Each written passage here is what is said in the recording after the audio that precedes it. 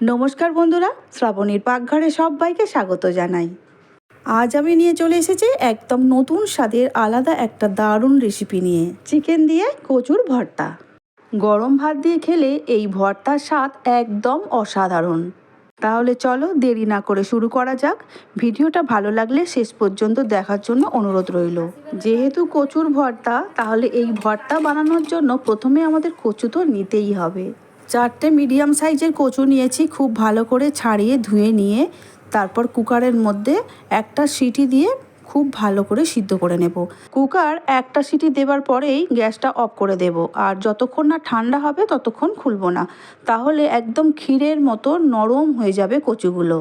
আর chicken আমি আগে থেকে সিদ্ধ করে রেখে দিয়েছিলাম, এবার সেই চিকেনের কয়েকটা টুকরো আমি এখানে নিয়ে নিচ্ছি। আমাদের চিকেন সামান্য হলুদ আর অল্প নুন দিয়ে সিদ্ধ করা ছিল। পুরো চিকেনটাই ছোট ছোট করে টুকরো করে নিয়েছি, দেখতেই পাচ্ছ। এবারে সেই চিকেনগুলো হাতের সাহায্যে ছোট ছোট করে টুকরো করে নিচ্ছি। আর আগে থেকে রসুন আর পেঁয়াজ তো লাগবেই, শুকনো লঙ্কা আমি একটু ভেজে নেব। আর পেঁয়াজ ছোট ছোট করে কেটে নিয়েছি, পেঁয়াজ কিছু ভাজবো আর কিছু কাঁচা পেঁয়াজও রেখে দেবো। কুকারটা সহজেই খুলে এসেছে। এবারে সিদ্ধ করে রাখা যে কচুগুলো ছিল, কচুগুলো এবারে একটা বোলের মধ্যে নিয়ে নিচ্ছি। এখনও খুবই গরম হয়ে আছে কচুগুলো, যার জন্য হাত তো একদম দেওয়া যাবে না। সেই জন্য কচুগুলো নাবানোর পরে চামচের সাহায্যে একটু কেটে কেটে ছোট করে নেব, তাহলে বুঝতে পারবে কতটা কচুটা নরম হয়েছে। আর দেখে বুঝতেই পারছো অনায়াসেই কিন্তু কেটে যাচ্ছে কচুগুলো, খুব ভালো করে নরম হয়ে গেছে। আর মনে রাখতে হবে, কচুর যেহেতু ভর্তা হবে, কচু কিন্তু খুব ভালো করে সিদ্ধ না হলে খেতে একদম ভালো লাগবে না। এবারে শুকনো লঙ্কাগুলো ভেজে নেব আমি, সেই জন্য কড়াই একটু সর্ষের তেল দিয়েছি, আর একটু বেশি করেই আমি শুকনো লঙ্কা দিয়েছি। তোমরা তোমাদের ঝাল অনুযায়ী দেবে। আমি এতটাই শুকনো লঙ্কা ভাজছি, কিন্তু আমি এতটা শুকনো লঙ্কা ভর্তার মধ্যে দেব না, কারণ আমাদেরও আরও একটা অন্য রান্না হবে, সেই জন্য তাতেও কিছু শুকনো লঙ্কা লাগবে বলে আমি একটু ভেজে রেখে দিচ্ছি বেশি করে। তোমরা যেন ভেবো না যে একটা ভর্তাতে আমি এত শুকনো লঙ্কা দিয়ে দিচ্ছি, না বাবা, এটা শরীরের পক্ষে প্রচণ্ড ক্ষতিকারক হয়ে যাবে। আবার কড়ার মধ্যে একটু সর্ষের তেল দিয়ে দিলাম, দিয়ে অনেকগুলো রসুন এখানে দিয়ে দেব। রসুনগুলো খুব ভালো করে ভেজে নেব। আর এখানে দেখে বুঝতেই পারছো রসুন কিন্তু অনেকটাই রয়েছে। আমি এখানে খুব বেশি হলো 10 থেকে 12 পিস রসুন এখান থেকে নেব। আর একটা বড় সাইজের পেঁয়াজ ছোট ছোট করে কেটে রেখেছিলাম, একসঙ্গে ভেজে নিচ্ছি রসুন আর পেঁয়াজ। আমি বুঝতে সুবিধার জন্য আবারও একবার বলে দিচ্ছি, 4টে শুকনো লঙ্কা নেব, দুটো আমি খুব ভালো করে মেখে নেব, আর দুটো শুকনো লঙ্কা ভর্তার ওপরে সাজানোর জন্য ব্যবহার করব।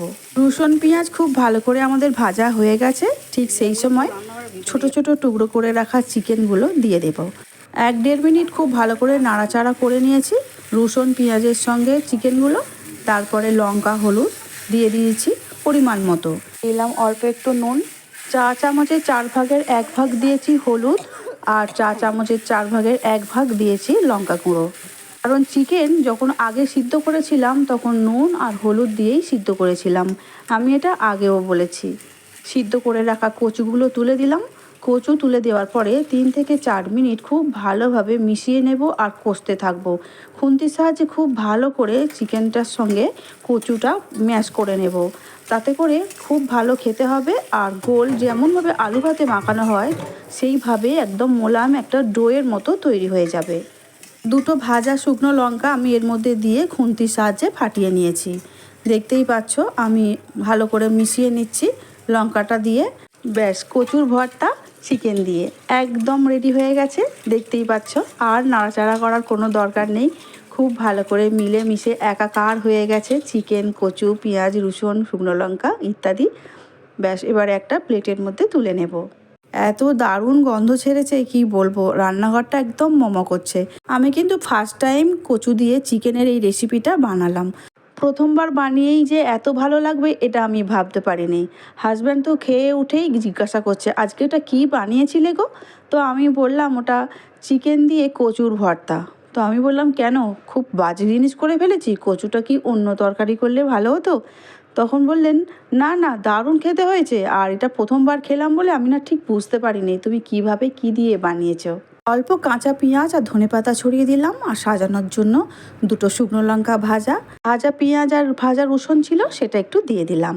ভর্তায় কাঁচা তেল না দিলে কি ভালো লাগে, তার স্বাদটাই আলাদা, সেই জন্য একটু কাঁচা সর্ষের তেল দিয়ে দিলাম। গরম ভাতের সঙ্গে খেলে জিভে জল চলে আসবে, একদম নিশ্চিন্ত। বন্ধুরা, আজকে আমার রেসিপি তোমাদের কেমন লাগলো লাইক কমেন্ট শেয়ার করে অবশ্যই জানাবে। ভালো লাগলে আমার চ্যানেলটি সাবস্ক্রাইব করে পাশে থাকতে ভুলো না। আজকের মতো আসছি, আবারও একটা নতুন রেসিপি নিয়ে হাজির হয়ে যাব। তোমরা সবাই খুব ভালো থাকবে, সুস্থ থাকবে। আজকের মতন আসছি, টাটা।